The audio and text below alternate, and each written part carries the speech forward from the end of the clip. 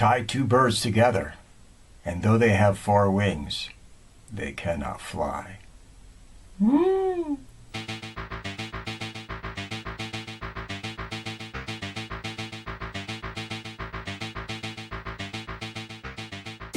Okay, everybody, I don't know if you can see it, but underneath this hoodie, I've got a bunch of goosebumps right now. This is one of my favorites from my youth, and it's still one of my favorites till today. We are looking back right now at 1978's Circle of Iron, almost called and sometimes referred to as the Silent Flute, but it's Circle of Iron. Anyway, before we go any further, you know the routine to the trailer.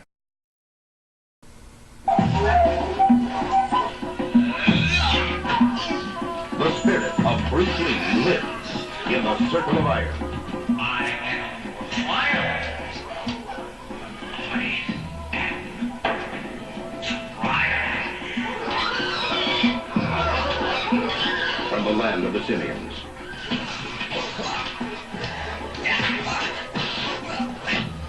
To the landscape of exile and self-denial. Enter the world where you will discover all that is exotic, sensual, spectacular,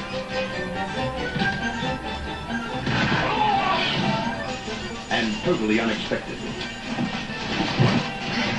Tara! No! This is still your need, my friend. Test yourself against me.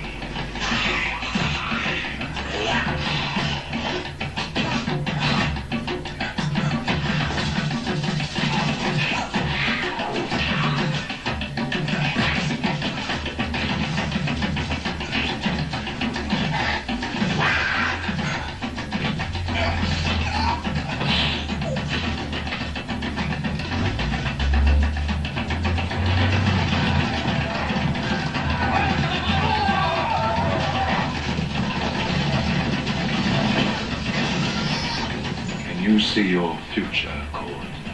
This is the adventure inspired by Bruce Lee. The adventure that breaks all tradition. The Circle of Iron.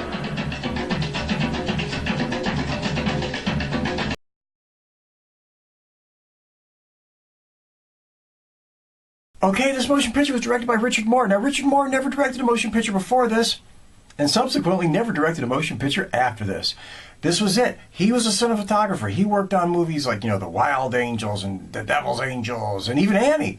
But this is his motion picture director debut and his motion picture directing endgame. I don't know what you want to call it. He never did it again. Some people might say, this is why.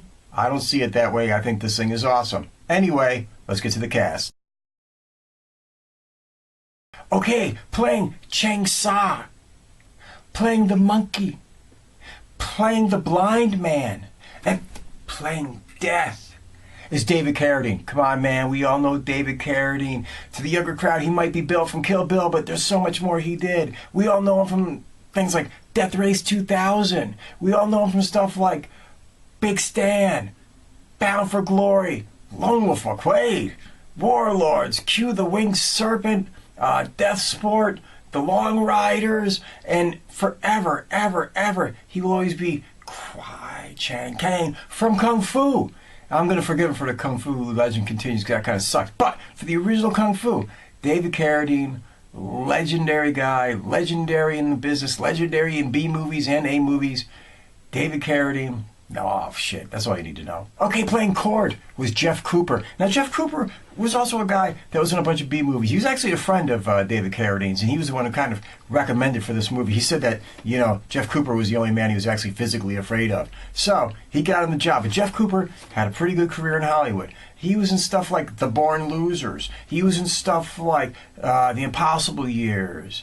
And tons of TV shows like Perry Mason, The Alfred Hitchcock Hour, The Virginian, Wonder Woman, Barnaby Jones, Dallas, The Fall Guy, The Greatest American Hero, and The Adventures of Matthew Starr, I think it was called.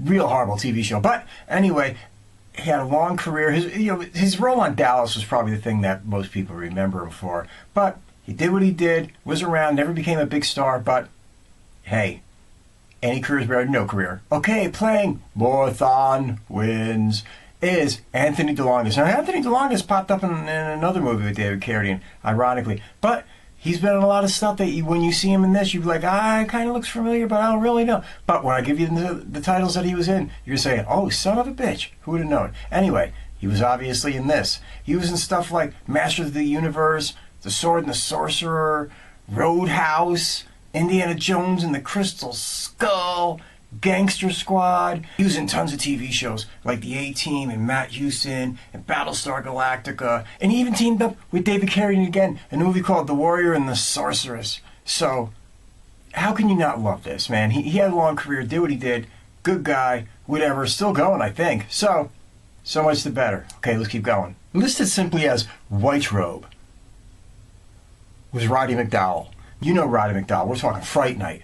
We're talking Overboard, The Poseidon Adventure, for Christ's sakes, Embryo, Funny Lady, Dirty Mary, Crazy Larry. But we're always gonna know him for his role in The Planet of the Apes, Conquest 4, Battle of, Escape from, whatever. Whether he was playing Cornelius or whether he was playing Caesar, and we're gonna forget that goddamn bit he did on the TV show where he was playing, I think the character's name was like Galen or something, whatever. But it's Roddy McDowall, he's legendary, that's all you need to know, and he's in this flick.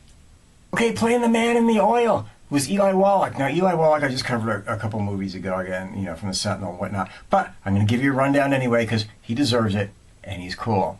Okay, Eli Wallach, we're talking The Good, The Bad, and The Ugly. We're talking The Magnificent Seven, Baby Doll, The Deep, The Sentinel, The Misfits, The People Next Door, The Hunter, and just tons and tons and tons and tons of TV work. So, long career, whatever, legendary in the business, Eli Wallach, everybody knows him, blah, blah, blah, blah, blah. Let's keep going. Okay, and playing Zetan was Christopher Lee. I mean, this guy had an incredible life outside the movie business and in the movie business. Just look up his history, you'll see what I'm talking about. But he has done so much stuff. We're talking, just beyond the Star Wars prequels and the Lord of the Rings shit. I mean, he was in stuff like The Wicker Man. He was in stuff like 1941, Airport 77, Horror Express, Hanny Calder, The Bride of Fu Manchu, and all those Hammer flicks were, come on, he's fucking Dracula. So, Christopher Lee, legend. I can't even think of anything else to say. It's Christopher Lee, for God's sakes. I mean, what more do you want? Okay, here's a story that was actually written by Bruce Lee, James Coburn, and Sterling Silliphant. Sadly, Bruce never got to play the part, and David Carradine wound up in the movie, which is kind of ironic after the whole Kung Fu situation, which I'm sure some of you know about, and if you don't know, go look it up. But the story goes as such. There's a martial arts tournament, and the winner of this martial arts tournament is given a medallion and set on a path. And the path will take him through several trials. And the trials are designed to lead him to Zetan. Zetan is the great martial artist who guards at the book to total enlightenment. And if you get there and you beat Zetan, you can look inside the book, and all your answers to all your questions will be laid out before you and handed to you. It's the book of ultimate knowledge. As the movie starts out, Cord is in this competition. He's in one of these tournaments. But even though he's the best fighter, Morthond wins. And Morthond gets set out on the path.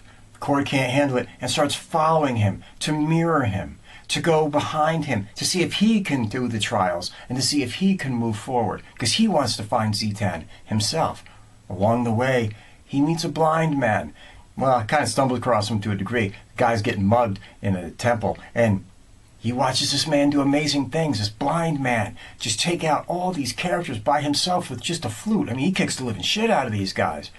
He's so impressed, he says to the blind man afterwards, "Hey, yo, can I learn from you?" The blind man gives him some mumbo-jumbo speech, kind of walks off. Upon which he comes across Morthond. Morthond just failed the first trial. He is dead. He is destroyed. Well, I shouldn't say that, he's basically dead. Cord helps kill him. But anyway, that's all redundant. Acting on advice given to him by the blind man, Cord goes in, defeats the monkey, and is set on his path to find Zetan. I don't really want to give you much more than that. I'm probably giving you too much, because this movie, you really have to watch it and you really have to experience it. It's just a great ride. Get out there and get in it. Ooh, God, let's get to the reason I love this flick.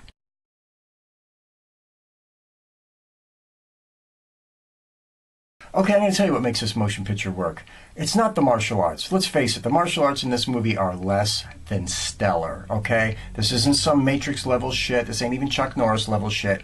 It's okay shit. It's not bad, but it's not great. Actually, one of my favorite things is when David Carradine actually said, Chuck Norris said, "You're about as good a martial artist as I am an actor." That's all you need to know. But anyway, it's not the martial arts that you're really tuning in to see in this motion picture. This motion picture is about the story and about the philosophy. First off, before you get into any of that, this motion picture is really beautiful to look at. For what it was, for the kind of movie it was. It was shot in Israel, and it is just gorgeous. The scenery, the backgrounds, everything is just beautiful. Yeah, you can tell there's a couple matte paintings in there, to put up a temple behind a mountain or something like that. But other than that, it's just beautiful, and it kind of elevates the motion picture from being something that's shot on a Burbank backlot, where you see palm trees in the distance and, a freeway sign from California, and you're supposed to believe you're in a different place. But it helps lend to the look and the vibe of this motion picture. You believe that this is a land that never was, yet always is. And that's what they were trying to do. That's what they were trying to set up, and they did it really, really well. The movie is about learning and about philosophy and about self-empowerment. And it was about taking these trials and learning about anger or greed or lust and overcoming them, or at least learning from them and becoming better from them. It's well acted by everybody in it. Some said Jeff Cooper was a little bit stiff. I don't buy that shit. I thought he did fine. David Carradine, this was probably his tour de force. He played so many different roles and he did them so goddamn well. It was just amazing. Eli Wallach, Roddy McDowall nailed their parts flawlessly. And Christopher Lee as the sympathetic Zetan that you find in the end, who's kind of just looking for a way out of doing what he's doing, played it perfectly. Spot on.